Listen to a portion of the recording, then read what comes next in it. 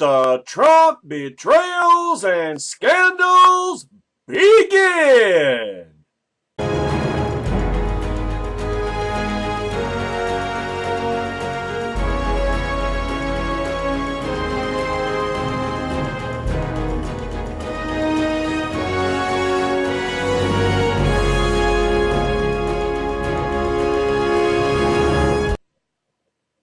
And also all the excuses from his cult.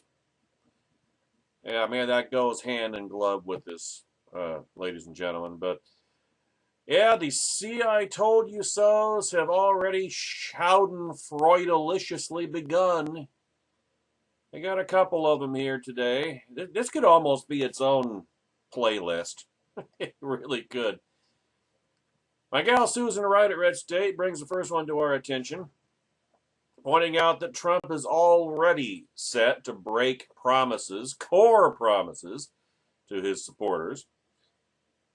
And the letting down of his worshipers begins. The calls, lock her up! Lock her up! Had become a deafening rallying cry for Trumplicans, as they hope to see Hillary Clinton face the justice that has eluded her for her entire career. You know, Trump as good as promised them. Remember the third debate? He promised them that he would be the hand that delivered justice, that he would put Hillary Clinton in jail without a trial, even. Once Trump supporters entrusted him with their votes. Yet, and this is from thehill.com today, when Trump took the stage early this morning, Wednesday, November 9th, he notably did not mention going after his good, close, personal fellow Democrat friend. Instead, Trump took a much softer tone during his brief remarks, which came after 3 a.m. Eastern Time this morning.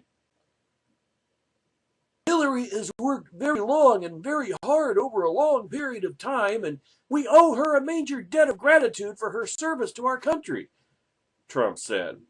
I mean that very sincerely. Almost as if he's actually wants to be taken seriously.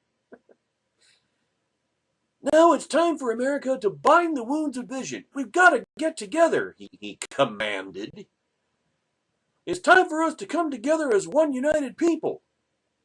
Or else! That's the part he left out. Trump's campaign manager, Kellyanne Conway, said, by the way, if you think she's going to have any role in a Trump regime, maybe press secretary. That's probably what she's in line for. Trump's campaign manager, Kellyanne Conway, said later in the morning that Trump did not discuss a special prosecutor last night since his victory, though she refused to rule out the possibility. He certainly didn't address it with Mrs. Clinton on the phone, she said on MSNBC's Morning Joe, close quote. So, all you Trumplicans out there who made a cottage industry out of Hillary for prison memes and such, yeah, well, how are you feeling about that this morning? I mean, a gratitude for her service to our country? Hillary bleeping Clinton? What service would that be, since, according to Trump, she was a scandal-plagued disaster who allowed ISIS to rise and 4 Americans to die in Benghazi? And, of course, that all just happens to also be factual and true. And now she is once again his good, close, dear, personal friend. Actually, she never stopped being that. The whole thing was just one big kabuki dance, ladies and gentlemen. It just turned out that the kabuki dancer is the one who actually came out on top. I mean, she was a scoundrel, remember? You remember this, Trump, don't you? Please tell me you haven't. You're gonna throw this down the totalitarian memory hole. Hillary was a scoundrel who put our nation's security at risk with her mishandling of classified emails. And by the way, that also is factual and true. And you Trumpicans are going to conveniently forget about all that, aren't you? Why? Because you've got your cult leader. You've got your demigod to prop up. So when he doesn't deliver what he promised, when he does not only not put Hillary Clinton in jail, but doesn't even appoint a special prosecutor to go after her for all of this, you'll say, well, so what? Yes, you do. After you win, you got to be gracious. You got to bring the country together. Yeah, after spending the past 18 months dividing the living hell out of the right, and now you'll just cut him a break. You'll just cut him loose. You'll just pretend, oh, he never promised any of those things. And oh, Mrs. Clinton's such a nice lady. Oh, we have to honor her service to our great country. I mean, Hillary, in other words, had a hand in making America great again. Is it going to get to those lengths? I think it will. Oh, and Mrs. Clinton has used the Clinton Foundation as a piggy bank to enrich herself, and not those it purports to help. You're going to forget that too, aren't you, Trump supporters? Because your orange-hued deliverer seems to have forgotten them. Birds of a feather and all that. Now, to some degree, Trump appears to be caught in a bind between the passionate enthusiasm of supporters who have salivated over the prospect of an indictment against Clinton. No, that's not what he said. They're salivating over her being thrown in jail without charges. Just throw her in jail. That's what they want. In fact, I think some of them would, if you pin them down, they would say, nah, take her to Benghazi and throw her and turn her over to ISIS. I'm sure that you doubt me on this. I will guarantee you, a lot of Trump supporters would say just that. If you really want to mete out justice to Hillary Clinton, take her to Libya, take her to Benghazi, and turn her over to the Islamic State for beheading.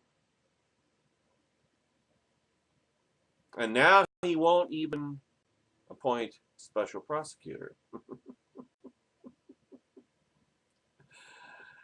Of course, there's still, how long is there? 2.5 months until Inauguration Day, so there's plenty of time for Obama to pardon her. So maybe that's why they're keeping their powder dry, I suppose. But what if he doesn't? What if he doesn't? I mean, this is the first salvo. There's still a lot of time to go, but that will be a clear early indicator. If Barack Obama does not pardon Hillary Clinton over all of these scandals, just issue her a blanket pardon, what will President Trump, what will a Trump DOJ do vis-a-vis Hillary Clinton? You know what? I can picture what's going to happen right now. Trump appointed Chris Christie. That's pretty much graven in stone, right? Chris Christie will be Trump's attorney general, right? You know, he's a loyal soldier, sold out early primaries. What do you want to think that the price for Democrats not filibustering Chris Christie's nomination as Attorney General, or whoever Trump would appoint as Attorney General? What do you want to bet that the Democrats price Senate Democrats for not filibustering that, since the GOP will have a 52-48 majority in the next Senate? What do you think that Chuck Schumer's price for not filibustering the the domination of Trump's choice for Attorney General is that they don't criminal indict Mrs. Clinton. That's how it's going to turn out, Trump supporters. That's how it's going to turn out. I will. You want to make a bet? November 9th, 2016. That's how it's going to turn out. Hillary Clinton will never be criminally prosecuted. She will never be indicted. There will not be any special prosecutor. The Democrats will see to that. They will make sure of that. The question will be, will Donald Trump fight to get Hillary Clinton indicted? How much political capital will he invest in that? Since that is one of his supporters, one of his cult's top priorities. And the question will be, what will Trump supporters be raging and angry and feel betrayed, or will they just keep on cucking? And I think we know the answer to that too. So yeah, to some degree, Trump appears to be caught in a bind between the passionate enthusiasm of his supporters, who have salivated over the prospect of an indictment against Clinton, and legal norms that would view a new investigation as political retribution that violated the sanctity of the small d democratic system. We're not supposed to be a democracy system. Although I thought Trump was anti-political correctness. I thought he didn't care about norms. He didn't care about rules. Nobody controls Trump. I thought that was the whole Trump raison d'etre. The very reason for his candidacy. Throw out the norms. Throw out the rules. Throw out the norms. Take a sledgehammer to it all. Doesn't sound like, already doesn't sound like he's doing that. He's betraying you, Trumplicans. But you'll conveniently forget it, so let's move on. Republicans were livid this summer when the Injustice, Revenge, and Cover-Up Commissariat announced that it would not file charges against Mrs. Clinton or her allies over the personal email set. Although it determined Mrs. Clinton had been extremely careless, which is actually a criminal charge. Gross negligence is one of the things that is a criminal offense, according to the statute. There was not enough evidence to claim that laws protecting sensitive information had been broken, FBI Director James Comey claimed in July, and reiterated it was the end of last week, right? Yeah, just last week. By the way, I think that probably clinched it for enough voters to put Trump over the top. I think that probably helped clinch it. I said that at the time. I said that at the end of last week. Comey coming out and exonerating Mrs. Clinton again. That it's a get out of jail free card, but maybe that might backfire on the Dems. I did say that last week. I forget in which video. You could go back and look, but yeah, I bet that had played a role to some degree in Hillary's final collapse, the final collapse of her campaign. Now, Susan Wright speculates that maybe Trump realizes the bluster of the campaign trail is very different than the realities of serving. I doubt that, seriously. I mean, that there's a lot of detail and preparation that goes into something like that. I mean, governing is more than just popping off on Twitter. And that is going to be something that Trump supporters are going to have to which Trump supporters are going to have to reconcile themselves. That it's not just as simple as, just issuing an order. There's more to it than that. And this, of course, will stimulate Trump's authoritarian dictatorial streak, and he will be as big, bigger even, despot, issuing executive orders, eviscerating Article 1, Section 1 of the Constitution that vests the lawmaking power in the hands of Congress, not the president. He will eviscerate that. He will rule by decree as much as he wants. And a fascinating thing will be if the Republican Congress calls him on it. My guess is no, they won't, because as I said in this morning's video, if congressional Republicans wouldn't fight Obama to the Tea Party, ex-Tea Party or now, satisfaction, what on earth makes them think that they will stand up to their own president? That's not happening, folks. Sorry to have to break it to you, but the reality of politics will assert itself. No swamps are going to be drained. I'm telling you that right now. No swamps are going to be drained. As a matter of fact, your guy is going to have the biggest swamp of all. That's the next segment. We'll get to that in mere moments. And, of course, Susan Wright clarifies that maybe it's safe for Trump to drop the act and embrace his dear friend anew. The woman who never stopped being his dear friend. To examine exactly what Trump said, here's the quote from the, I can't remember, second or third debate, one or the other. If I win, I'm going to instruct my attorney general to get a special prosecutor to look into your situation, Trump told Mrs. Clinton during a debate in October.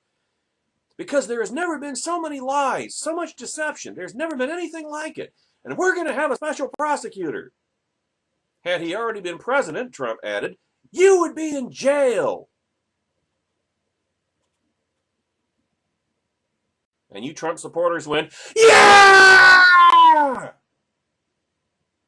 And for what it's worth, just in and of itself, yeah! With trial and with full constitutional rights therein. But that's what he said. That's what he promised you he was going to do. Now he's already backing away from it. Because he used you, like I said in the video this morning. He used you, and now he's discarded you. He's gotten what he needed from you. He has suckered you. He has swindled you. He has bilked you. I mean, the swindling, the bilking, the fooling, the conning has only just begun. The victimizing, the cucking has only just begun. And you'll just cuck. You'll just go along with it. And I'm going to be there every step of the way to point it out. I mean, I'm not doing it on as widespread, with as large a footprint as I will later on. Because, of course, this is the day after. This is the celebration. I'm not into the champagne spraying and all that. I get it. I have seen and voted in, let's see, 1, 2, 3, 4, 5, 6, 7, 8, 9. This is my 10th presidential election, folks. 10 presidential elections. I've seen. I know how this process works, even if you people don't. And you're flush with victory, and you're celebrating. And if I were to do that, if I were to just I mean, I know I'm doing in this video, but this is what I do. But you know, I'm not going to get in anybody's faces and say, you're going to find out, because, you know, that would come across as oh, you're being sour grapes. You were really for Hillary, which I don't even get started with that nonsense. No, it's you, like my dear old dad, like I pointed out in my video this morning, like my dear old dad always used to say, you're going to find out. And I'm going to be there every step of the way to remind you. So, according to Donald Trump today, not Donald Trump a day ago, Donald Trump today, we owe Mrs. Clinton a major debt of gratitude. Yeah. How do those statements align exactly? Well, here's a hint. They don't. Because Trump was just saying what his glassy-eyed followers wanted to hear. That's his whole campaign, folks. Whole campaign, Trump supporters. He was playing a role to steal your votes, to con you out of them, to bilk you, to swindle you, to use you like the pussy he just grabbed and will never think about again. Hillary Clinton was flawed enough, and the Obama regime was an accessory to restraining justice, to the point that anger at the system overcame any common sense examination of Trump's bravado. In other words, you people wanted to be fooled. And it's the same reason that I say that you will make any excuse that you have to make for him going forward. Because just as you wanted to be fooled, you do not want to admit that you have been fooled. And so you're just going to keep digging deeper, digging deeper, digging deeper. Just like it's battered wife syndrome. It's battered wife syndrome. It's Stockholm syndrome. You will make any excuse you have to make, any rationalization that you have to make to avoid admitting that Trump is totally skinning you alive on one issue, one promise after another, hurled overboard, blown out the airlock. I mean, it's the only historical parallel there will be to it is Bill Clinton's early time in office. His, in fact, between Election Day, 1992, and his inauguration, when he took at one new Democrat centrist promise after another, went out the door. Thrown over the side, thrown under the bus. Most especially, remember the old middle-class tax cut and how he said, well, no, I don't know, I'm not. I've worked harder than I ever have in my life, and I just can't see where we can afford to give you that middle-class tax cut, I promise. In the case of prosecuting Mrs. Clinton, bringing Mrs. Clinton to justice for all her scandals and for all her crimes, well, Trump didn't even wait 24 hours to eviscerate that one.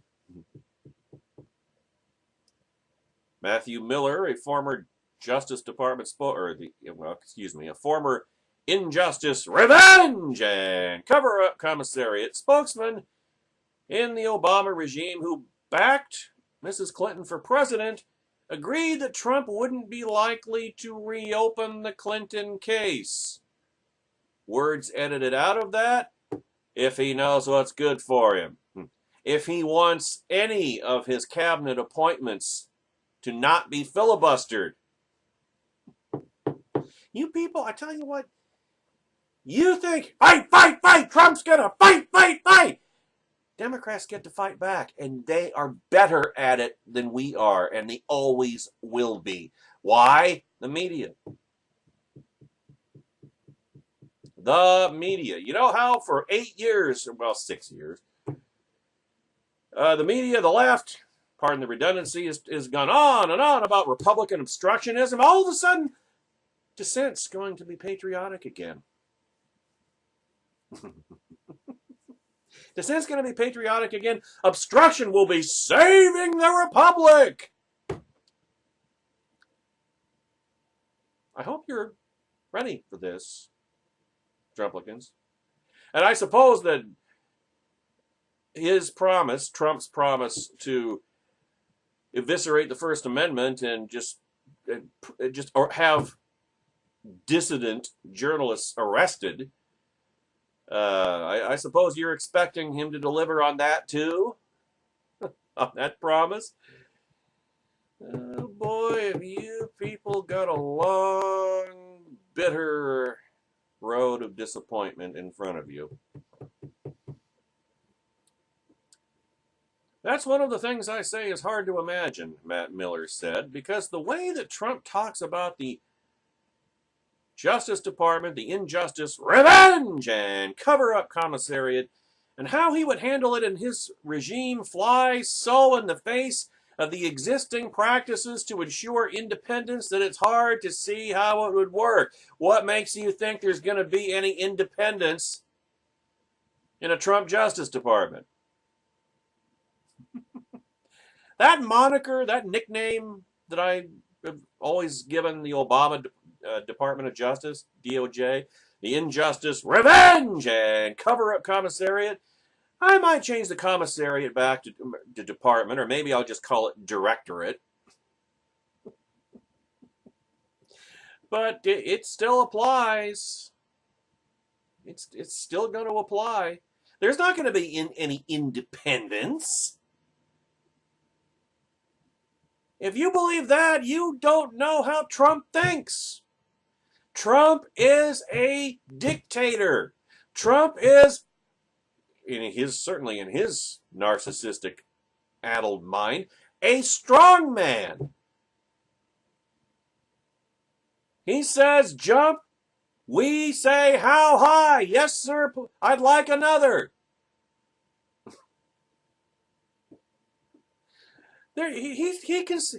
I guarantee you, he's going to consider Paul Ryan to be his subordinate.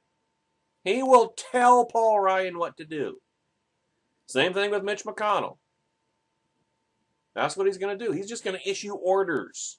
He's going to expect compliance.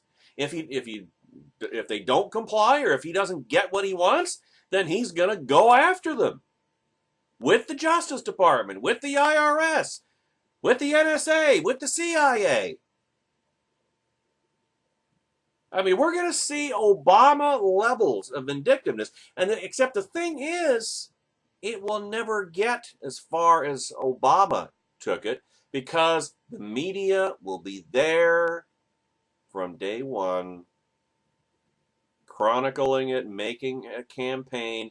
I mean, you think, I tell you what, you people want a drama, but boy, you're going to get it.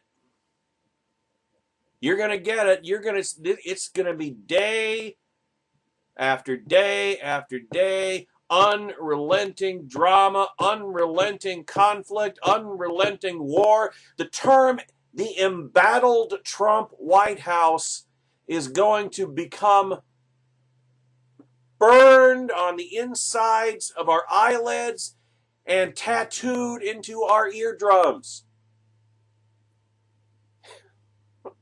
And that's if he actually follows through on any of this. Which he probably won't.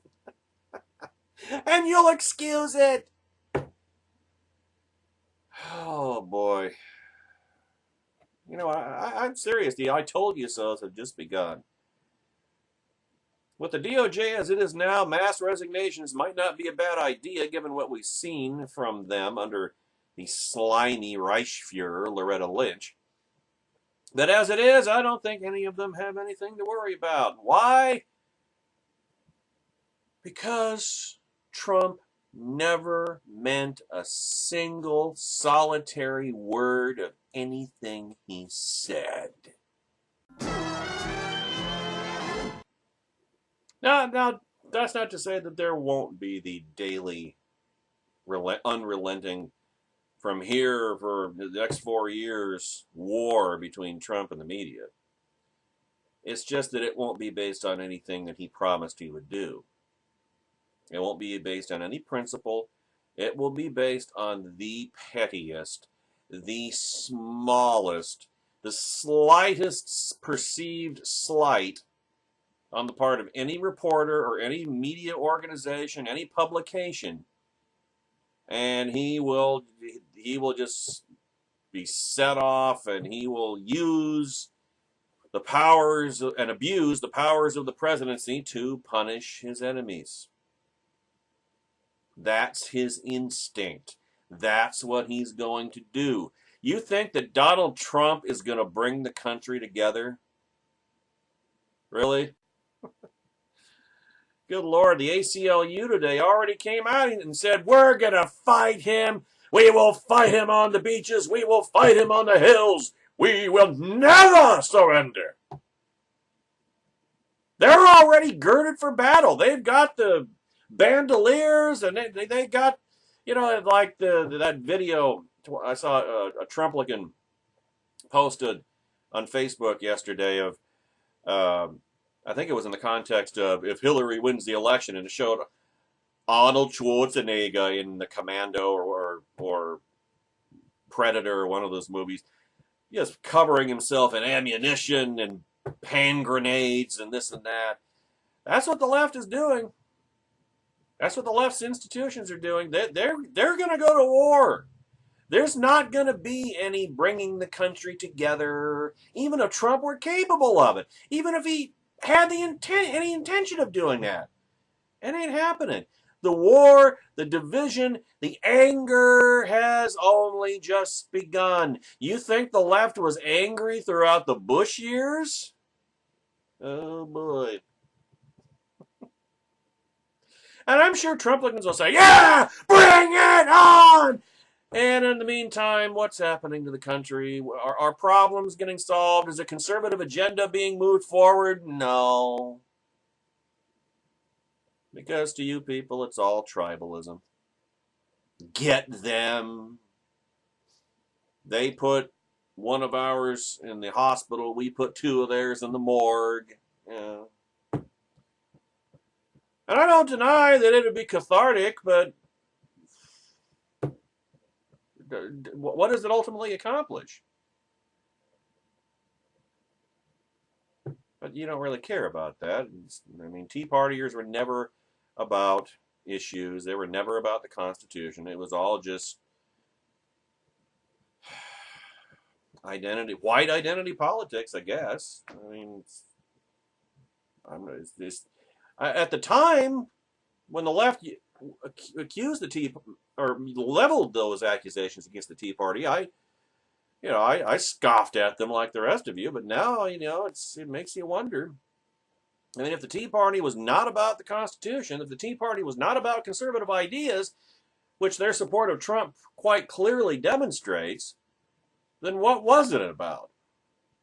Yeah, there aren't a whole lot of alternatives. There aren't a whole lot of alternative explanations. And it's not a direction in which I want to go, but process of elimination. But, there are so many Trump scandals and wars and things that will just consume his presidency, consume the Republican Party, take what should or what could have been an epochal triumph, because now the Republicans control the House, the Republicans control the Senate, and Trump controls the White House, or will. And of course, 32 governorships out of 50, and a majority of state legislatures, and ostensibly the Republican Party is in the driver's seat. Except it really isn't. Trump is in the driver's seat, and that's not the same thing. And because this is what happens. Look at the left. Look at the Democrats. And where they are today versus 8 years ago. Think about this. 8 years ago, the Democrats were in control. Just to the same level, almost the same level of, well, no, more so than the GOP is now. They had the White House. They had filibuster-proof majority in the Senate. They had a 3-2 margin majority in the House. They had 29 governorships, a majority of state legislatures. They ruled the country. But they invested all of that in a false messiah. They did the same thing with Bill Clinton back in the 90s. Invested everything in him out in 1992. They had the White House, they had the Senate, they had the House, they had a majority of state governorships, they had a majority of state legislatures. They ruled the country. And then 2 years later, they got blown out of control of both houses of Congress. And from that point on, they clung to Bill Clinton even tighter. And then when Bill Clinton came to the end of his second term, and his hand-picked successor, Al Gore, could not succeed him, the Democrats had lost everything. Almost. I don't remember. I think they might have still had control of a majority of state legislatures. I don't think they had a majority of governorships, but they were out of power in both houses of Congress, out of the White House,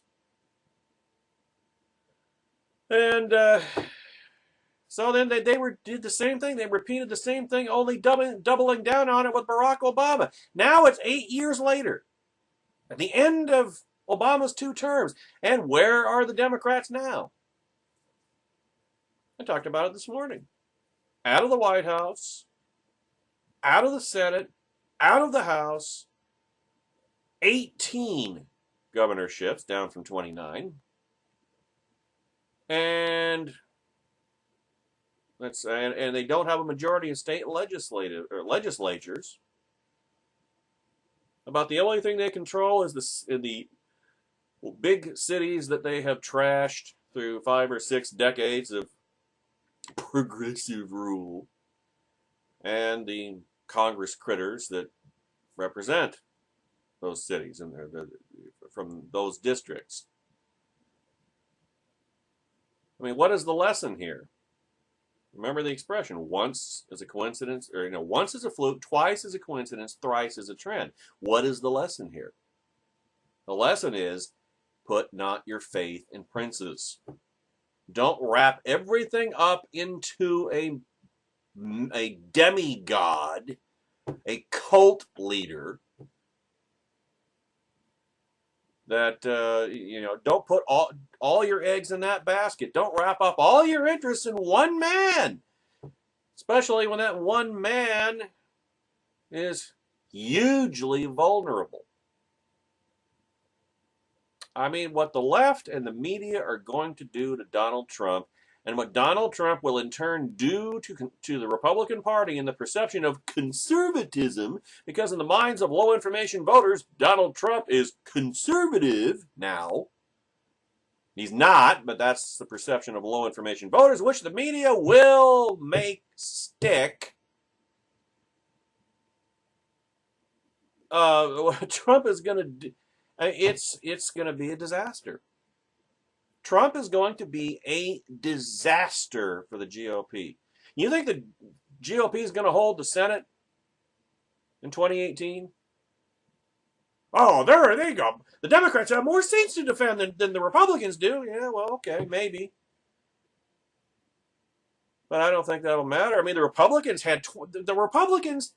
in 2016 were defending 24 Senate seats. The Democrats were only defending 10.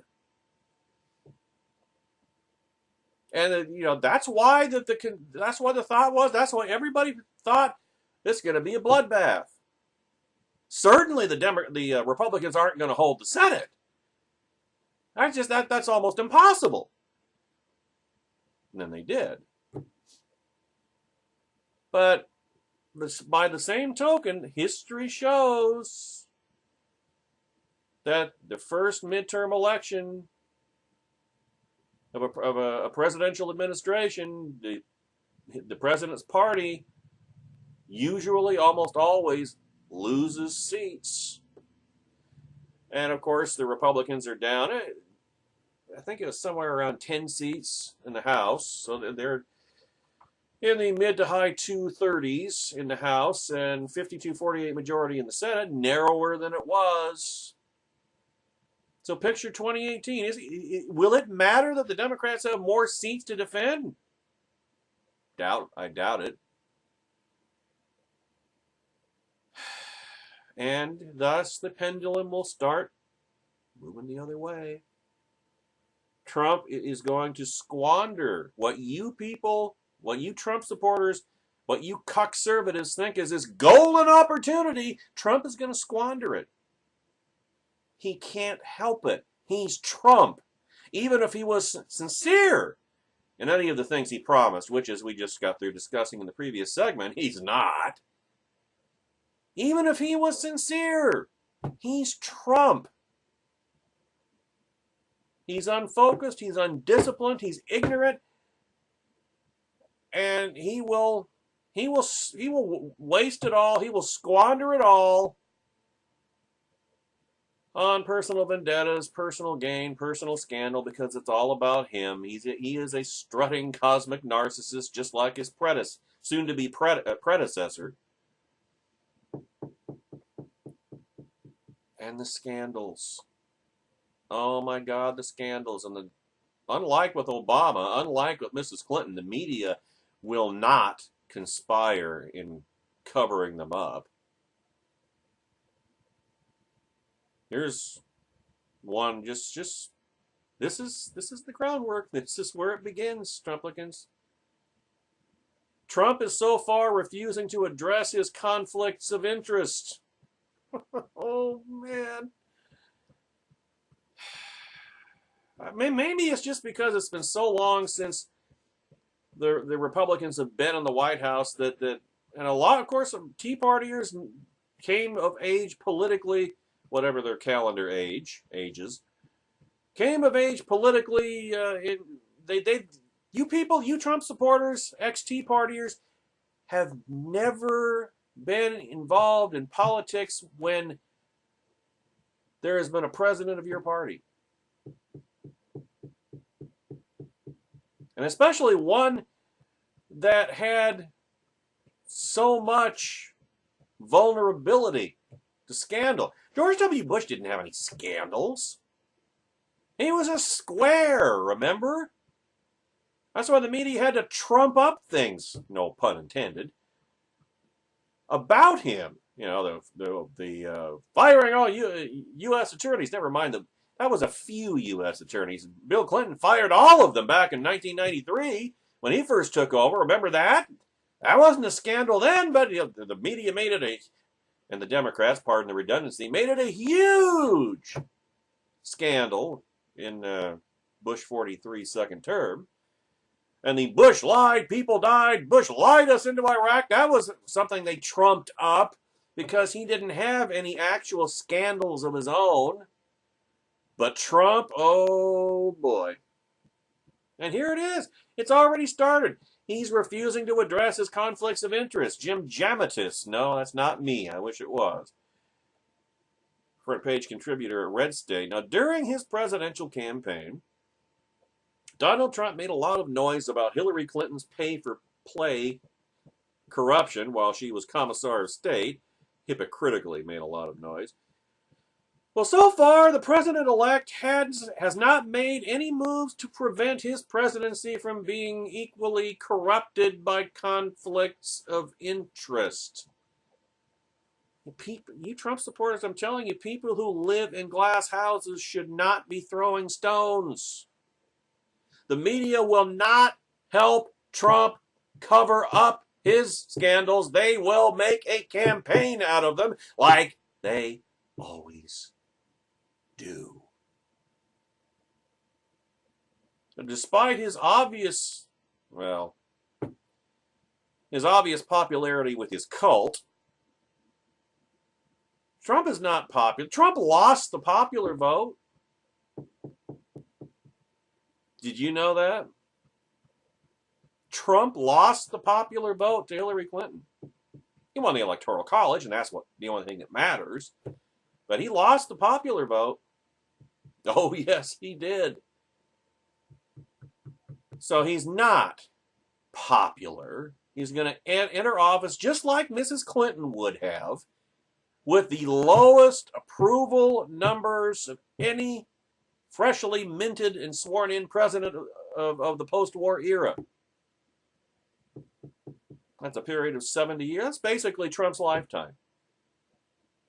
And he will have the worst number. He's not going to have a honeymoon any more than Mrs. Clinton would have.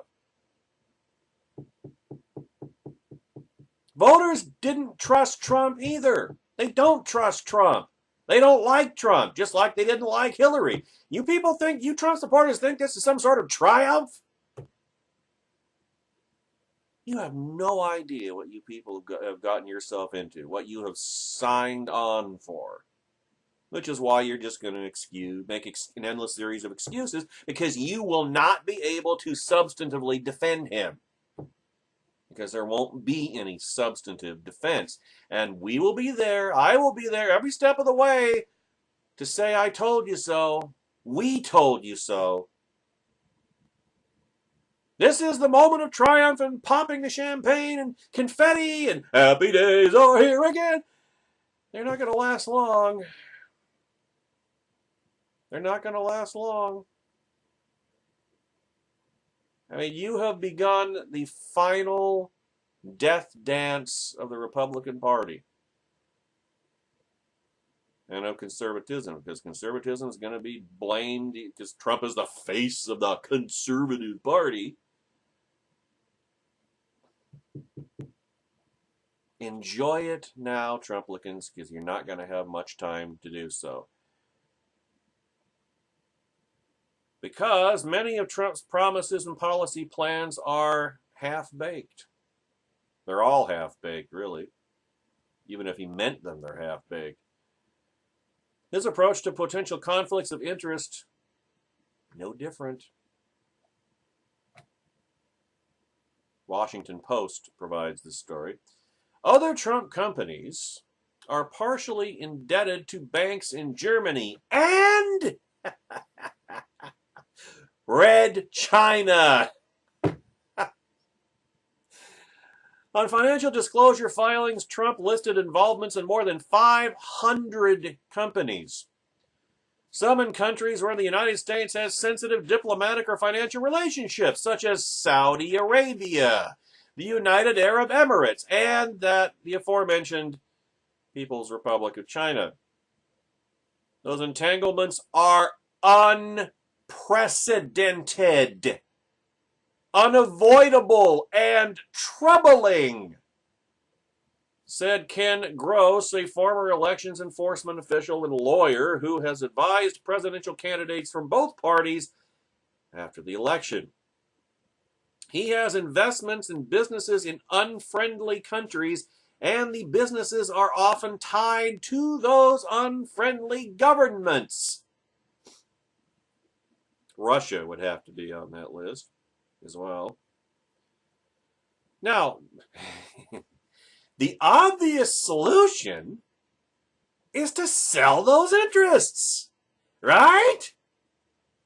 Gross said, but many holdings may not be easily sold. This fits in with the idea that Trump didn't expect to get where he is now. He wanted to prove he could do it. Well, he's proven it. And boy, I bet the itch to just make Mike Pence his chief operating officer and just go back to his life before is overpowering. And unfortunately, it doesn't work that way either. Removing himself or his family from the Many holdings may not be easily sold or are still tied to debts personally guaranteed by Trump. Removing himself or his family from the perception of self or family interest may prove difficult. You think? Because the media will see to it. You know they will, Trumplicans. I mean, do you really seriously believe that, well, he's Trump? He's Super Trump. Nobody can touch him. You want to bet? Have you not been paying attention for the past 80 years? How far back does this go? At least back to the Great Depression. Now, traditionally, and remember, Trump doesn't throw out the rules with Trump. Nobody controls Trump. Traditionally, presidents who hold a lot of financial or business assets place those assets in a blind trust so as to avoid the appearance, not just actual impropriety, but even the appearance of it. Well, so far, Trump has only gone as far as saying he will place his companies under the control of his children and executives, i.e., related parties. That's the business law term for them. That's not blind. That he's still in control of all his financial and business assets, unless he puts it in a blind trust, which means somebody unrelated to him, outside of his influence and control, administers these financial and business assets for him, and he has no way to influence or control any of it. That's what a blind trust is. Just signing him over to his children and executives, those are related parties. He can still influence them, which means he still controls those assets and businesses. In the same way, he refused to release his tax returns. And don't think for a minute that's not going to come floating to the top of the tank. The media will see to that. Trump has so far refused to seriously address potential conflicts of interest either for himself or his family. Wow, what a shock.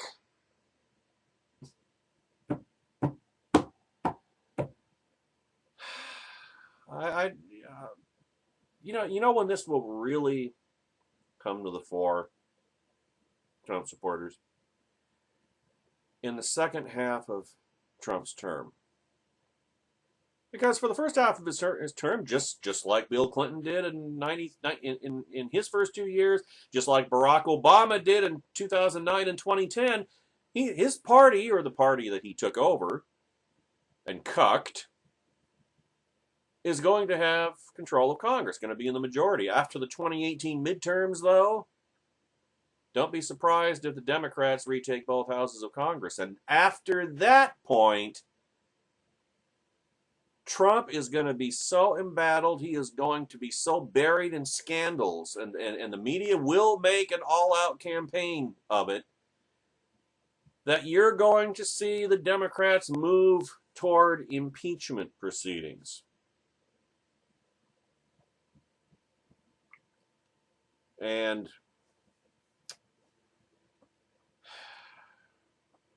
when they do, I'm going to be there to say, I told you so, because I will have. I'm telling you right now, the day after the election, in your moment of champagne bottle cork popping triumph, the Trumpency is not going to end well, and it's going to take the Republican Party down with it. Worse than Nixon and Watergate ever did. Because, again, remember who's waiting in the wings. The great brown hope, Julian Castro. He will be the next white knight. Can you imagine the contrast between Julian Castro and President Donald Trump in 2020? See, I was envisioning a 2020 of like Marco Rubio running against a scandal-ridden and despised President Hillary Rodham Clinton. That's what I was looking forward to in 2020. or Ted Cruz or whomever. But you get the idea. No, no, no, no.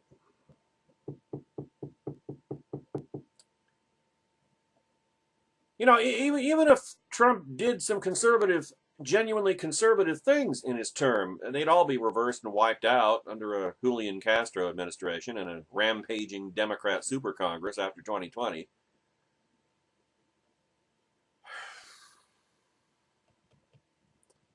Trump has refused to make such a pledge of releasing his tax returns, and refusing to seriously address potential conflicts of interest, saying only that he would give companies to his children and executives to run. Attorneys said that would put little distance between a President Trump and the businesses he spent a lifetime grooming and profiting from and running into the ground and bankruptcy. Gee, placing the company in his children's hands seems like a very weak effort to prevent Trump from acting in his own financial self-interest as president. And that's going to be a very easy public perception to create and reinforce. Be real easy to understand. And the media will be highlighting it. They will be putting the 500 kilowatt Klieg lights on it. They will not be obfuscating it. They will not be pumping huge clouds of fog around it. In media terms, they will make sure every voter in the country understands this perfectly. And Trump will not escape. I'm not rooting us. I'm not rooting for this. I'm telling you, Trump supporters, that's what's going to happen. Now we are faced with the possibility that a son or daughter of President Trump will turn up in Moscow or Uzbekistan or somewhere else negotiating a deal on a new property that will bear the name of the president,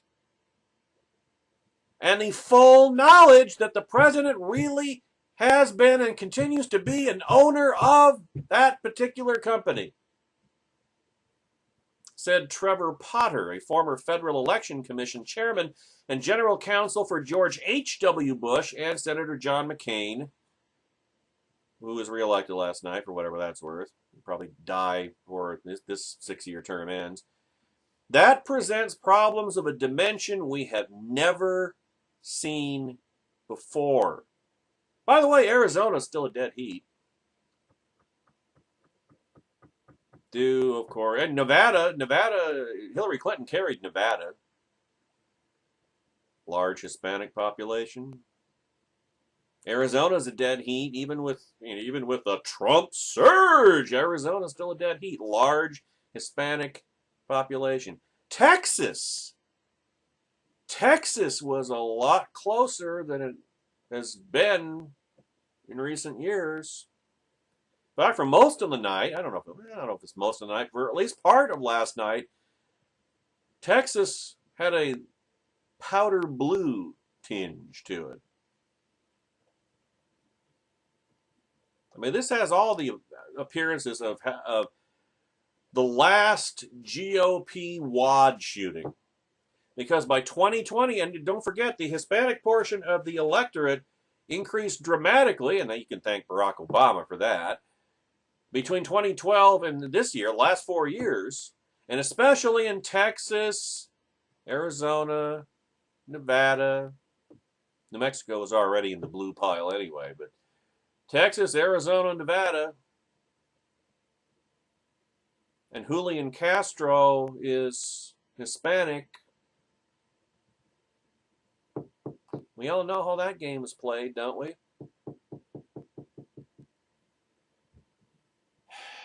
Ted Cruz, Marco Rubio would have been a real good palliative for that calamitous trend.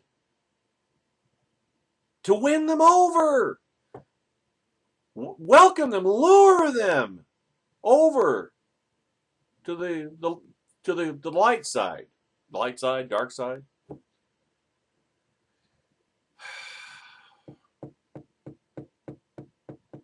Another missed opportunity. See, there is no law forcing presidents to sever themselves from their personal financial interests while in office. I'm not really sure why that is, but I guess it's one of those things where such a law shouldn't be necessary. This should be a no-brainer.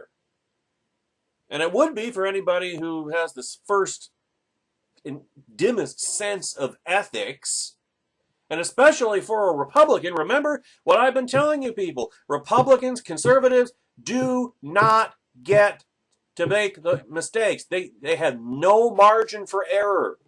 They have to be perfect. And Trump is the antithesis of that. So there is no such law forcing presidents to sever themselves from their personal financial interests while in office, though members of Congress are bound by ethics regulations, preventing them from acting in an official government capacity in areas that might benefit them financially. Trump would not be breaking any law by not separating himself from his companies, but the candidate who won on the refrain of Crooked Hillary and Drain the Swamp doesn't seem interested in draining his own swamp.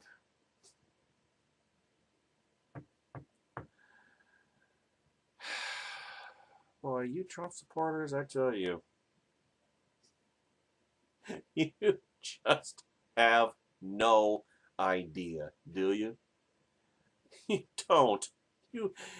You just, boy, you're totally deluded. You totally deluded yourself, just like the Obamianists did 8 years ago. And they thought, oh, it's over. It's over. We won for good. Conservatism is dead. The GOP is dead. 2 years later, wow, we got shellacked by them.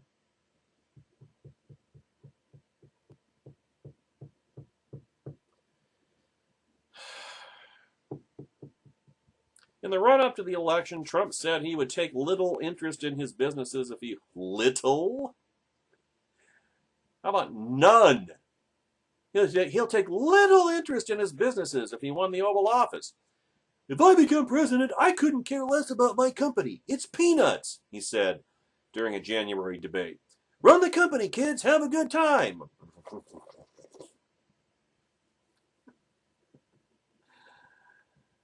Basically, Donald Trump is just telling America, like Barack Obama did before him, trust me. How'd that work out over the past 8 years?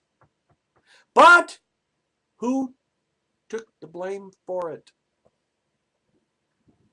I mean, Obama got his 2 terms, but what is the condition, as we discussed earlier in this video, what is the condition of the Democrat Party today versus 8 years ago? They have 12 fewer United States Senate seats. They have approximately 60 fewer U.S. House seats. They have 11 fewer governorships around the country. They have, I lost count of how many state legislative chambers and state legislatures in toto that they're down, that they've lost over the past 8 years. Their bench, as evidenced by the fact that Hillary Clinton was their presidential nominee and she was the best thing, she was the best option that they had, because Elizabeth Warren didn't run. So they have, what bench do they have? Well, they got Julian Castro waiting in the wings, I suppose. But parenthetically, can you understand now why Julian Castro didn't run this time? Why? I mean, Barack Obama didn't run in 2004 either, did he? No, Obama waited until the wind was at his back. And it'll be the same thing with Julian Castro. And my God, is the wind going to be at his back in 2020?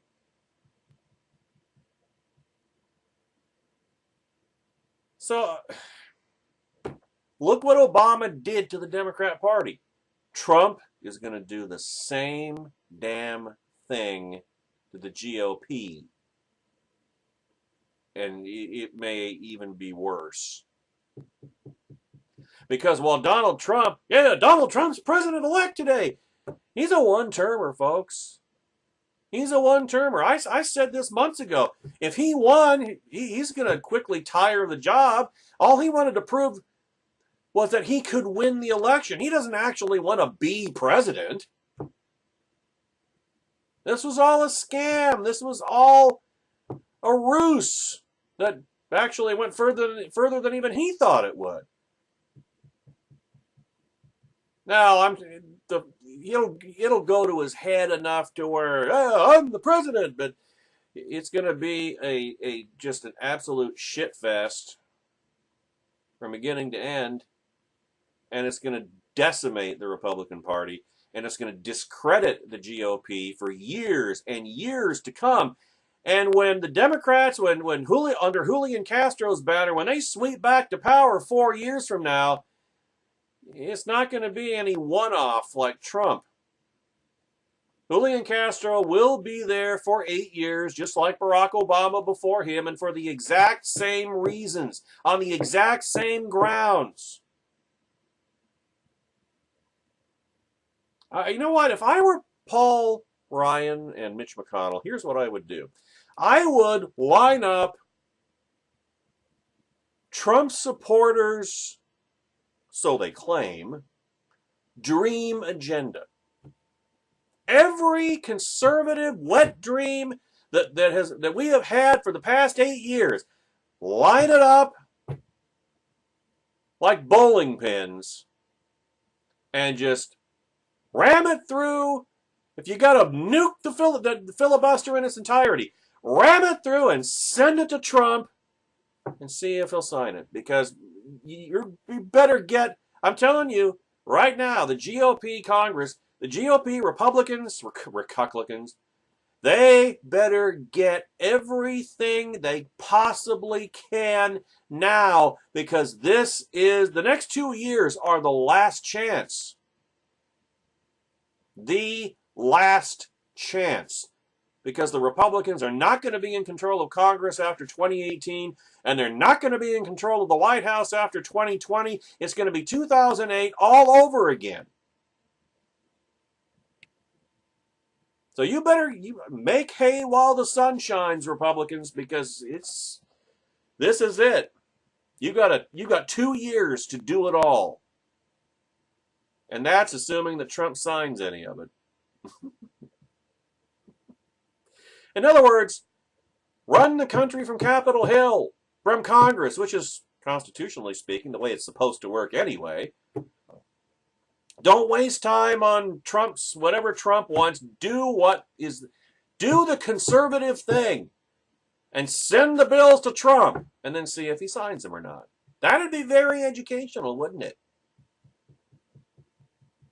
Very educational. I'm guessing he would veto most or all of them. Again, basically Donald Trump is just telling America, trust me. And given everything we've seen him say and do over the course of the primary and general elections, trust is one thing that Donald Trump does not deserve. But too many of you gave him that trust, and we're all going to pay for it.